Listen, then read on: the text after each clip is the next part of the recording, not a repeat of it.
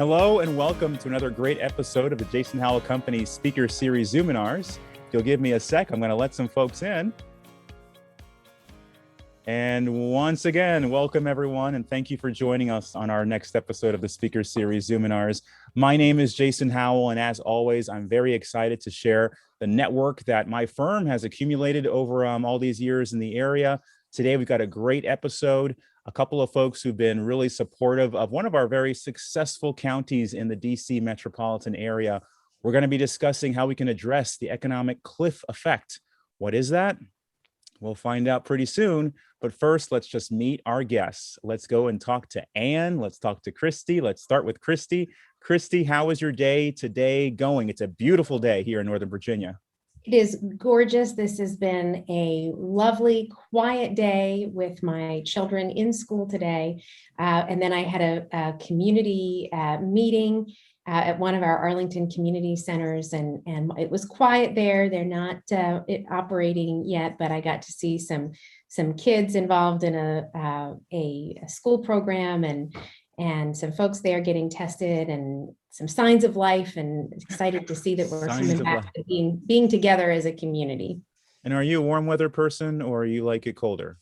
Oh, I am a warm weather person, and Excellent. Absolutely. All right, then we're on the same team. Anne, tell us, are you warm weather as well? I'm on the warm weather team too. Yes. 3 for 3. And how has your day been so far? It's been great. Yeah, I really appreciate the beautiful weather that I see out the window. I did mow the yard early this morning, so I enjoyed the weather. And I found the time today to join and listen in on a really powerful webinar. I often you sign up for those things, but your day unfolds and you never get to it. And I was so glad I did. This one was with Heather McGee, who wrote The Sum of Us. And it was Some of Us. Very powerful. Heather McGee, The Sum of Us. And maybe just give us a little teaser. What is The Sum of Us a little bit about? So it's about, well, she's a very, very powerful thinker and speaker.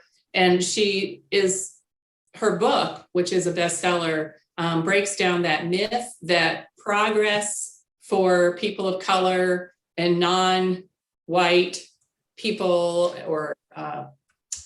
is at the expense of wealthy white people. And that is actually a myth. And though there's so many political and economic structures and policies that have been put in place over the years in our country that have perpetuated that myth. And she's just got a really strong message about that the more we lift everyone up, the better off we all are. Wow. What's her last name again? Heather McGee. McGee. I'm putting it in the chat. The Sum of Us. The Sum of Us. Yeah. And that concept of abundance, right? There's plenty to go around. Well, what a great way to start. Thank you. Yeah, Anne. I was so glad I got to hear her. Well, terrific. And I can't wait for all of us to hear so much more of your insights, yours as well, Christy. Of course, we will record this. It'll be available for folks that didn't get to come in live here. But if you have questions, because you are so smart to have come in live and to speak with our guests, go right ahead and put them in the chat.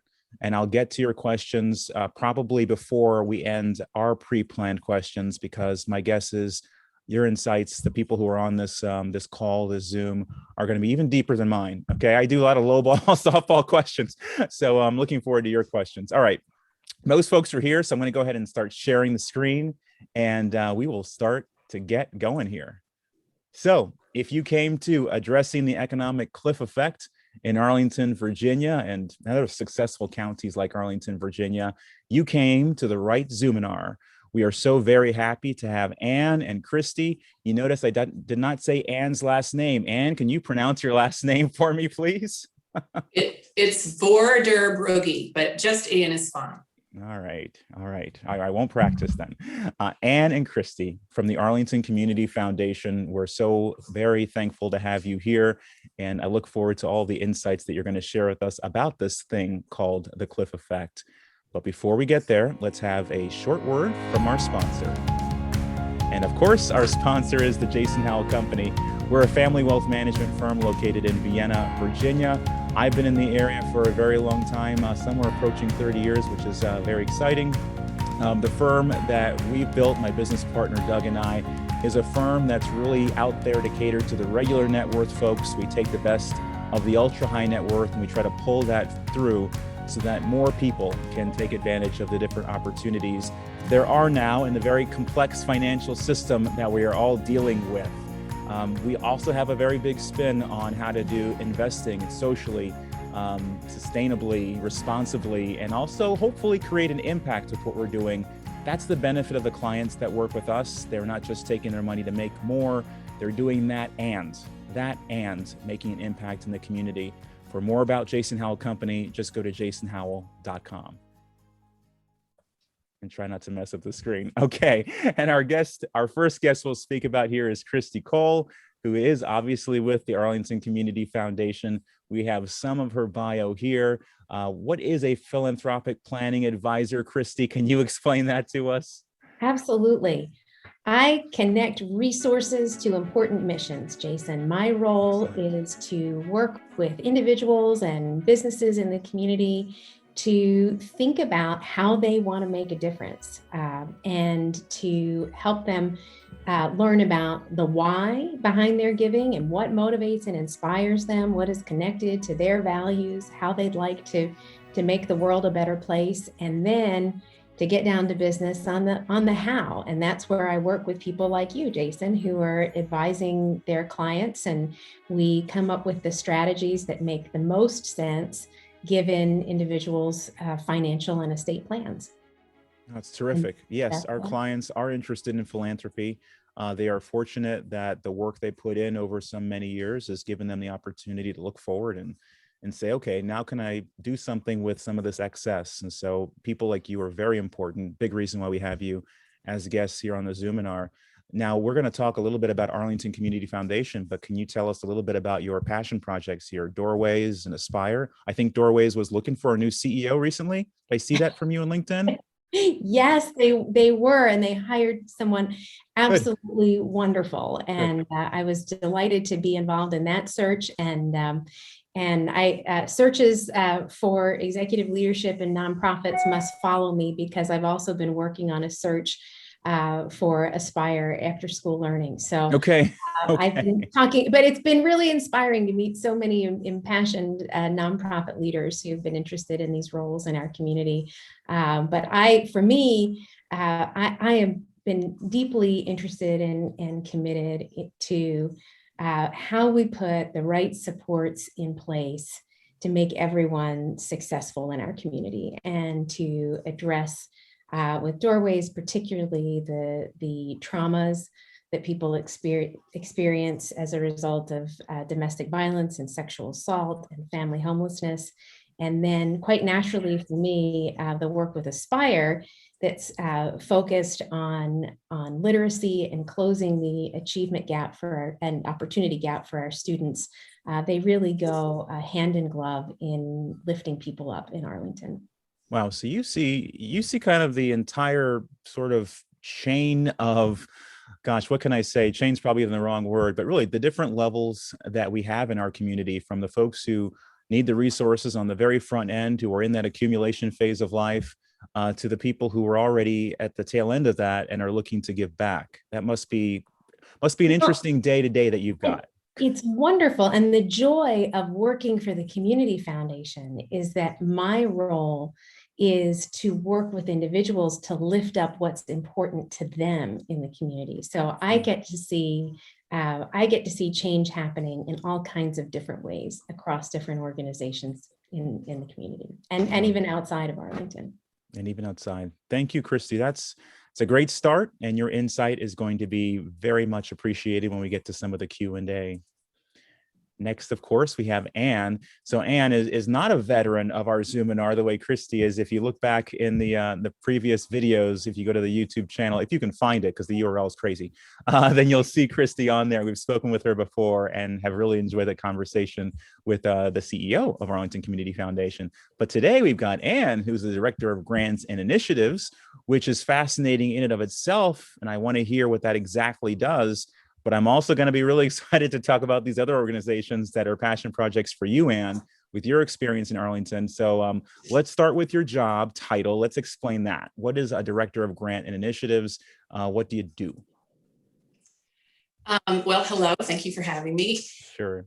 The grants part is probably what most of you are most familiar with when you think about a community foundation. So we are an organization that accepts philanthropic dollars to allow people who are interested in a particular issue or need or organization to, we manage and invest their money and then put it out in grants to nonprofit organizations in the community that are meeting their needs. So that's the grant side of it.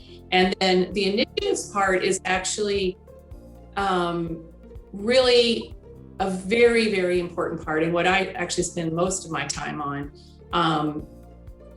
Community foundations are unique because we have a bird's eye view of the needs across the community. Just like you were saying, Christy has a bird's eye view along the spectrum of those most in need to those who perhaps can help.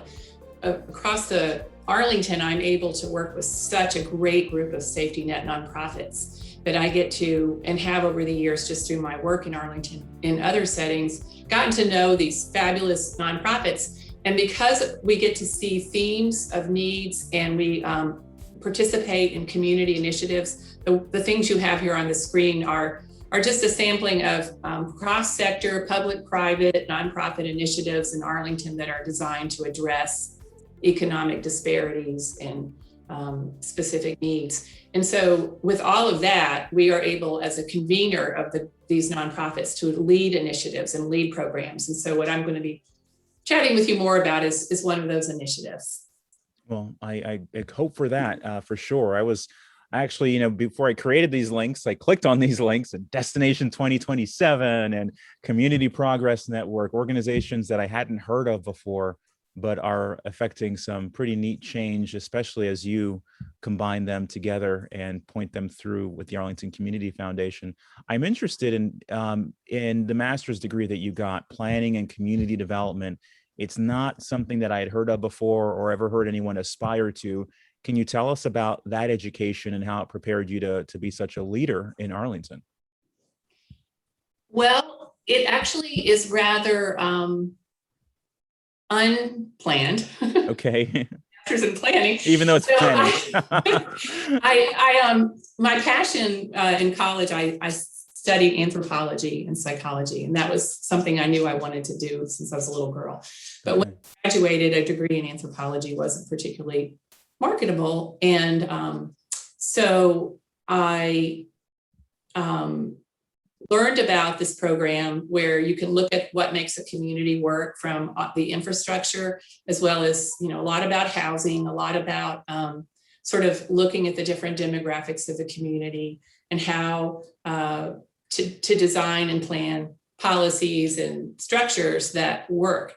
So I got that degree, and then I took a sharp turn, a real opportunity, because I was volunteering in DC at the dinner program for homeless women. And I got to know people who were homeless, and I got to become more aware and moved by that kind of isolation and marginalization. It was during the crack years in DC in the 80s, where the crack epidemic was so bad. And that led me to a nonprofit career in human services. And from one wonderful organization to another, I've just had wonderful experiences. And now, full circle, the larger initiatives that I'm working on that do involve some of these structural planning policy aspects are very much reminding me of that master's I got so many years ago. Wow. It was not a direct line from A to B or Z. So it sounds like you got into this, you sort of just followed your heart from spot to spot, and then all of a sudden you realize, oh, full circle.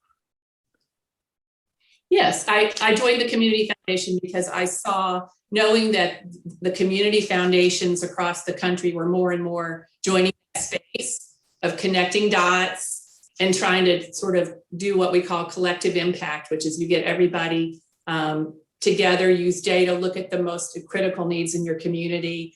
You get the right people around looking at strategies and solutions. You bring the voice of the folks you're serving in, and then you work to sort of so-called move the needle on specific issues. So all of that was something that the Community Foundation was really ready to do.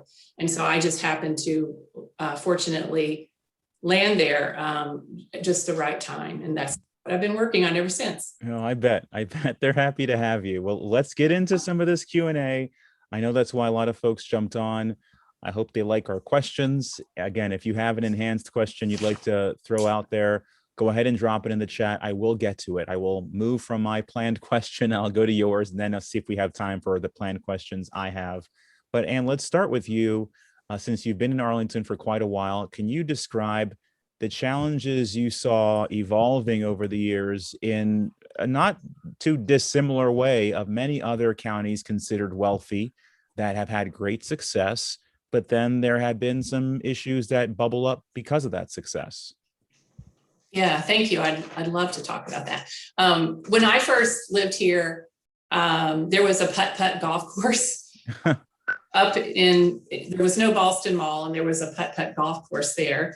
And there were lots and lots of family-owned small businesses and restaurants, mostly immigrant-owned, but just a real mix of people and small businesses and large businesses. And over the years, what I have seen is sort of a gentrifying, for lack of a better word, of Arlington. And we've lost quite a bit of our cultural diversity and our racial and ethnic diversity.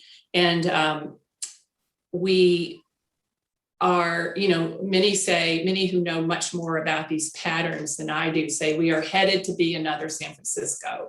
And people are using that as sort of a call to urgency. And just yesterday, I was meeting with a woman who grew up here. Her parents came here from Ecuador and the Philippines. She went to high school here, graduated, had a very successful tech career on the West Coast in the Bay Area, and has just come back, and she's shocked at the changes. Wow. And she is, saying and sounding the same alarms and saying, this is becoming another San Francisco, unsustainable. Unsustainable. And why would you just quickly say that would be unsustainable? Yeah.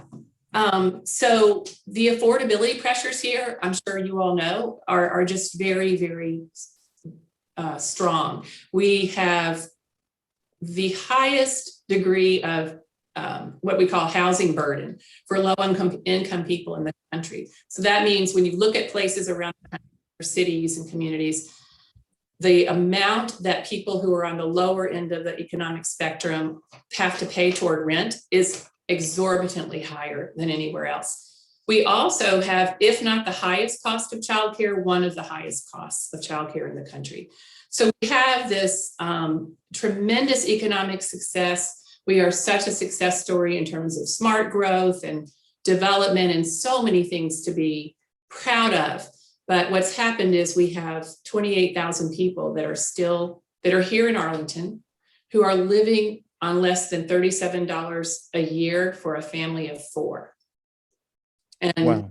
the average median income or annual median income for a family of four in Arlington is $126,000. So you can see how that it's unsustainable. Yeah. If you're building to the average and you're charging for childcare to the average, and you have 37K, you're 2/3 underneath at least. Now, good point. Christy, I want to bring you into this question, but I'd like Ann to start the answer of the big subject of our day, which is the cliff effect. What exactly, Ann, is the cliff effect? And then Christy, I want you to come in afterwards and talk a little bit about the program. Mhm. So the cliff effect is referring to the phenomenon where when people are relying on public benefits for things that are basic, important, like health care and food security and child care and those kinds of things, housing. They are held to this tight rope along like at the top of a cliff. So if they start earning just the slightest bit more, or get a promotion, which under normal circumstances or other circumstances would be a real success, they then suddenly fall off the cliff or start sliding down the cliff. They start losing those benefits. And so they're actually much worse off in terms of their spending power and their ability to survive, having increased their income slightly. Got it. Christy, you want to add to that a little bit? Sure. Well, what I would just what I would say about the cliff effect is that it's a challenge that every time we talk about it, people say, I never really thought about that. And so it's something that we want to really shout from the rooftops so that people understand that this is the struggle, that just as you start to increase your income, accept that promotion, all of a sudden, the ability to meet basic needs, to do things for your family, to buy a pair of soccer cleats for your child, those types of expenses become just an enormity. And so what we are trying to do is to lift up awareness of this. And then I want Ann to talk about some of the ways that we're addressing it, in particular, the pilot. Yeah. Ann, tell us about the pilot, I think, for the unconditional cash. That's part of our next question. Sure. Can I just back to the sustainability issue, if I could? Oh, please. I just I want to make sure folks understand that these 28,000 people in Arlington that we're talking about, they're what has suddenly become known as our essential workers during this pandemic. So they are our the folks that are construction workers, our office cleaners, house cleaners, childcare workers, health aides. They work in restaurants and coffee shops. So these are the folks that are essential to our success as an economy, and yet they can't afford to live here. So that's part of that sustainability picture. So there's not only a moral mandate to address this cliff effect and address the disparity that they're experiencing, but also an economic mandate. And that's what Heather McGee, the woman that I was listening to earlier, her case so strongly that there's an economic mandate to make sure we take care of everyone. And both my kiddos were born at Virginia Hospital Center, and I did a little reading about some of your program. And part of this too is about nurses, driving from far away because they have to live 40 minutes away from maybe Arlington to go work at a Virginia Hospital Center. Is that what you're seeing as well? Absolutely. Yeah, we our friends at the hospital have shared that exact fact that they have some very essential positions that would be available to people if they lived in Arlington, but people end up driving all the way from Manassas because it's more affordable down 66 to get here, and they pass two other hospitals along the way that are also hiring. So right. those essential positions are left vacant. Yeah, we could lose them. Well, there's a question about that unconditional cash program. Before we get to it, let me jump over to Ashley's question here in the chat about the dollar amount. And I know that Arlington Community Foundation has put together a fantastic video that really shows this. And Christy, if you want to put that in the chat for folks to see, go right ahead. But this question speaks to a tiny piece of it. How much does a person need to make in order to get out of that weird matrix of the cliff effect? Yeah. So Ashley, hello. It does vary by circumstances, of course. We, as Jason just mentioned, we did some modeling with the help of the Urban Institute, and we modeled a scenario of a single mom with 2 kids who starts off with very young children, and we take her through her journey of earning more and her children getting to different stages of life and with different needs, and what that cliff looks like for her, and then her rise back out of it. In her case, it was around $61,000 an hour before she recovered all that she had lost in her housing voucher, her food stamps, her Medicaid, her let's see, did I say childcare? So it took a long time, and what you might consider quite a high salary for her to get to the point of breaking even. But it varies by person, by the cost, the ages of their children, their living circumstances, how many income earners are in the house, and so forth. Fortunately, the graphing we did has held up to the test. The Federal Reserve has just built a big dashboard where people can plug these things in by zip code, and ours stands right up to that. So that was kind of very affirming. It also, anyone who's worked with these families and knows them can tell you this is very real. That cliff effect. Yeah. Well, give us an idea about this unconditional cash program. Tell us about that. Yeah, sure. So the idea behind unconditional cash is that people, it's become more and more of an understood concept because of the past year we've been in with the stimulus money. It started out as a much more rare experiment that is one of the first ones in the country. Was started in Stockton, California.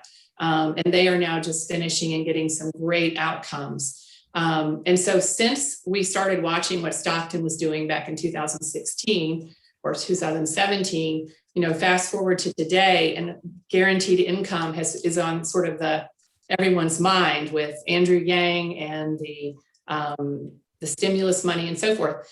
The idea is that people know people need portable cash. When you're working on benefits, the money is in silos. And so when you're living on the edge of poverty or on the edge of crisis, you have to manage, here's my pot for foods, here's my pot for childcare, here's my pot for transportation, here's my pot for rent, and it's not portable. So things come up in life from one month to the next. You might have a flat tire or an illness. You might have a toothache, which could become a major medical issue if you don't deal with it now. So the idea is that if people have unconditional cash, they use it how they need it, when they need it. And in our case, we're looking to give folks $500 a month for 18 months in order for them to try to start working on some of their goals. And you piloted this program, is that right, Ann? We are getting ready to pilot it. We are all ready to go. We're in the process of trying to raise funds for the cash. But yes, we are. You're there. Christy, tell us more that's about where the next stage. That's where I come in, Jason. The philanthropic advisor, is that what we called you? Yes, we are really, really eager to bring resources to this project, to this pilot. We have now all of the component parts in place. We have, waivers from the state so that as this influx of income, those who are participating in the program will maintain their benefits. We have identified a population of Arlington residents, households that are already in the county's housing grant program, who are really in a great position to benefit from this, from the direct cash transfer. And what we're looking to do is to really inspire a broad spectrum of funders. We do need lead funding from this. We're looking at institutional funders, at corporate funding, and funding from individuals who are committed to addressing the issue of economic mobility in our community, who want to stem the tide of displacement and want to make an investment in people. We have seen pilots from around the country that have had great success, and Anne can probably speak to those. But we believe that we've crafted a model here for Arlington that will really move the needle with the people who need it the most. So I'm, in the process now of identifying people who are interested in this work and engaging them in it and inviting them to partner with us. All right, so let me see if I can summarize this. I'm one of the 28,000 in Arlington and representative, again, of many counties across the country that are in this space because of the way our wealth gap is in 2021. So I'm one of the 28,000.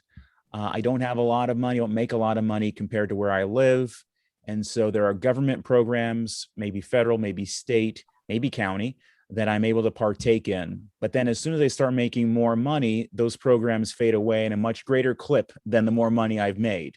And so now what was getting taken care of by the federal government or the state government or the county government is now going away, and the extra money I make doesn't make up for that loss. That's sort of that cliff effect. And so what Arlington Community Foundation has done is you've negotiated with the state essentially and said, hey, if we can get some more funds to these folks, can you please not cut off their funding? And that negotiation has gone well, that's been settled. And now you're at this next stage of saying, all right, now let's build the institutional donations, from a corporate sort of side of it. And of course, let's build up some of these individuals because we're right about ready to start taking the donations to distribute to the people that you've already identified who would qualify for this program and also now would not get hurt by receiving an extra few $100 a month. Is that about right? You got it. I'm very well done. Okay, good, good. Then I know this question goes to Christy. Let's talk about people like me.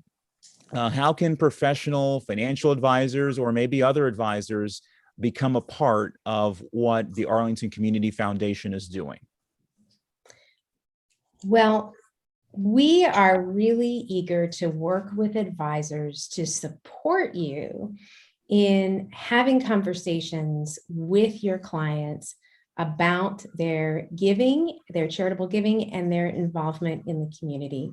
There have been studies done. The most notable one is by U.S. Trust, and it talks about a disconnect. They survey high net worth individuals and they survey financial advisors, and they ask whether the financial advisor is having a conversation about philanthropy. And advisors generally think they are, and high net worth individuals aren't certain that conversation is happening. And what we are here to do as a community foundation is help bridge that gap so that the question with a client, particularly those advisors, like many, I know you are, Jason, you have an approach that's a values-based approach to looking at a financial plan. And, having that conversation with clients about how values connect to charitable giving and where that fits into an overall plan. So that's one thing professional advisors can do. They can initiate those conversations. And then, the funny thing is that the high net worth individuals, and I think this is true of any, individual, not just those who are deemed, high net worth, when they think about giving, it's not so much the how to do it. That is easily figured out by the experts, but they're looking for that guidance on the how to connect their why to an organization or to a cause. And that's where we can help at the Community Foundation. And then some professional advisors work for larger firms that are, that have, particularly those in banking, that have Community Reinvestment Act requirements or other stated corporate social responsibility programs. And certainly this program is in strong alignment with the goals that many of those larger financial institutions have for their philanthropic involvement in the community. So, I ask professional advisors to contemplate that philanthropic conversation with their clients, and then to also contemplate, depending on their firm, what resources are there, and to contemplate, how they personally would like to be involved. Terrific. Initiate the conversations.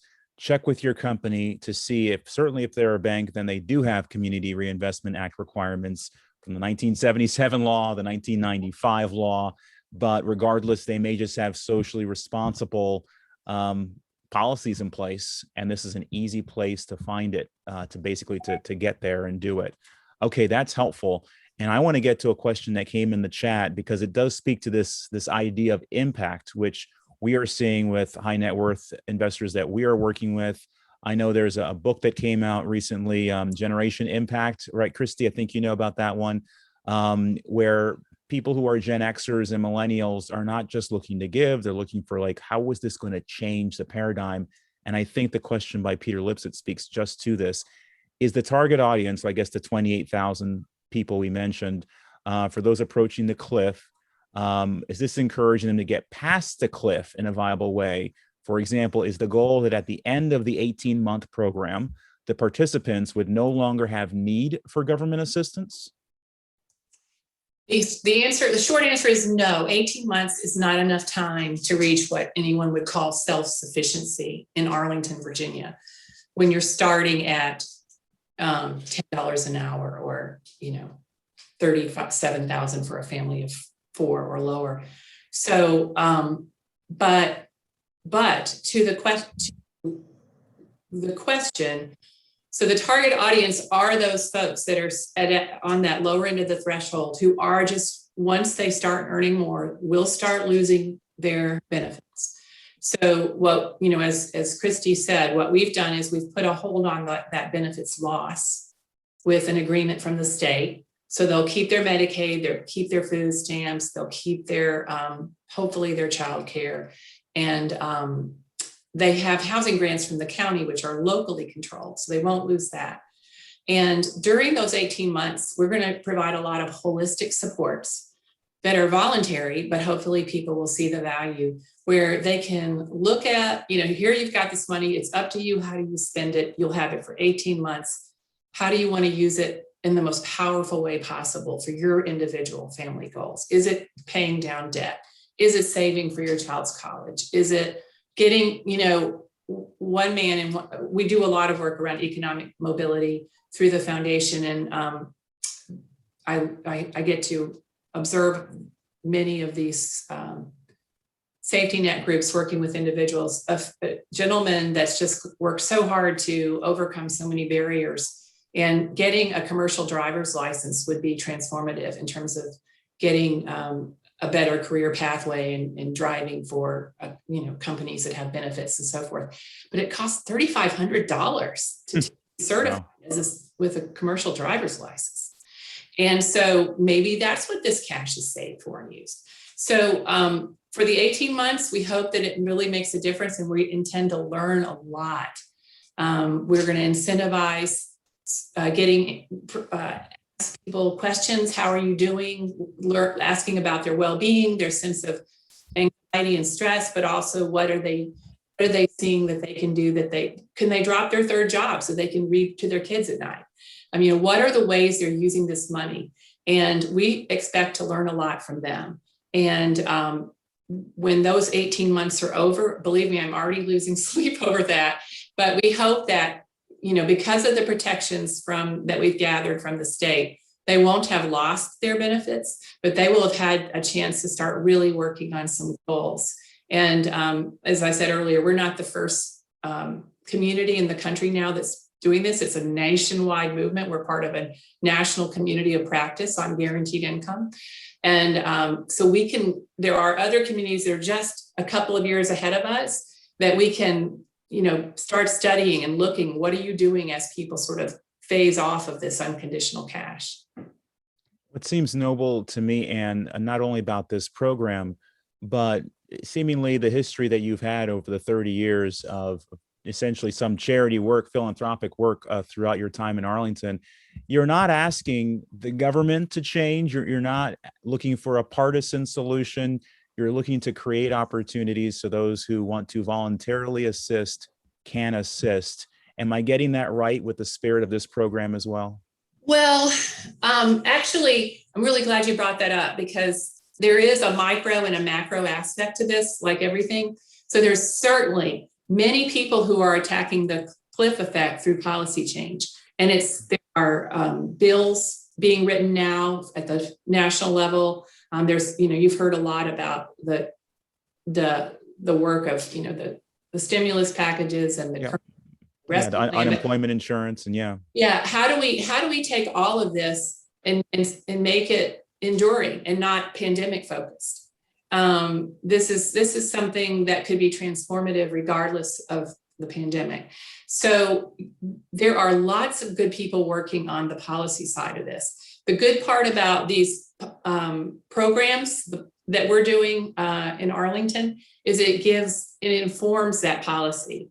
So we, for example, we're using a special debit card for getting the cash to the people each month. Everything that we're doing, we're able to inform policy and try to make this something that doesn't get cut off in 18 months. Got it. No, that's great. And so considering that, obviously consumers can participate through, their voluntary donations. And is that available now, or you said you're still in a stage where you're figuring it out? We are shovel ready. We're ready. You're shovel ready. You're ready for checks. We're ready to go. Go to arlingtoncommunityfoundation.org, acf.org, I think it is. Maybe, am I right about that? The acronym? arlcf.org. Put that in the chat for us, Christy. Then Anne, as someone who has experienced as you are with, essentially fighting the good fight, what can consumers do besides go to this URL and donate? What else can they do to participate in calling information, working with policymakers? What are your thoughts? Yeah, most fundamentally, I would say work on being less judgmental. We all are, about people who are on public benefits and who find themselves in this bind, who literally are turning down a promotion for a shift supervisor at McDonald's and have to stay as a cashier because they'll lose their housing.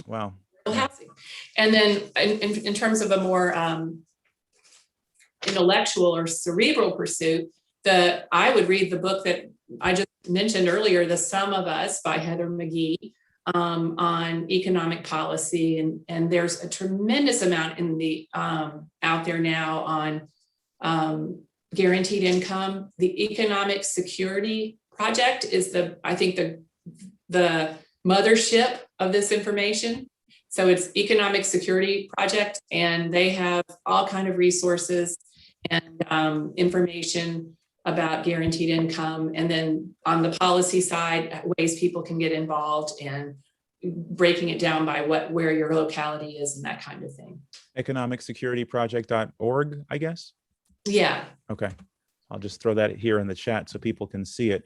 Well, I'm going to stop the share, and everyone can brace themselves for very large faces. Thank you so much for all of you who attended this and asked a few questions. That's always helpful. Thank you, Anne voor der Bruegge. Ooh, very good. Okay. All right. Terrific. Thank you, Christy Cole. Before we leave, Christy, I want to start with you. Just a final commentary on what an individual can do to stymie this economic effect where they live. I think that they can learn about the other people living in their community. They can seek out resources to do that through the Community Foundation, and there are over 750 community foundations all across this country. And I think Having an orientation to considering your own financial growth and financial capability and financial literacy, and what that means across someone's lifetime, and how we can help provide those skills to others in our community. Terrific. Learn about others, learn about yourself is what I'm hearing from you. Yep. All right. And Anne, your final thoughts on what folks can do. You started with some of it towards the end of the shared screen, but go right ahead. Something for us to take home with us. Yeah, no, I think we've said it all. Some of those initiatives that you listed at the beginning are local. Okay. Destination 2027 is an Arlington-based initiative looking at the disparities in what we call the social determinants of health, the things that are important to health and well-being and economic success. So that's an interesting thing to look into. I would really suggest you go on to that website as well. Terrific. Anne, Christy, the Arlington Community Foundation, the cash program, the many, many other programs that the Arlington Community Foundation has for participating in your community, as the other 749 or so community foundation programs have. Everyone, please take a look at those, see what you can do, see what you can learn about, and reach out to Anne and Christy, because I'll email all those who register their email addresses, and you'll be able to follow up. Once again, Anne, Christy, thank you so very much. Thank you, Jason. Excellent. With that, have a good balance of your time, everyone.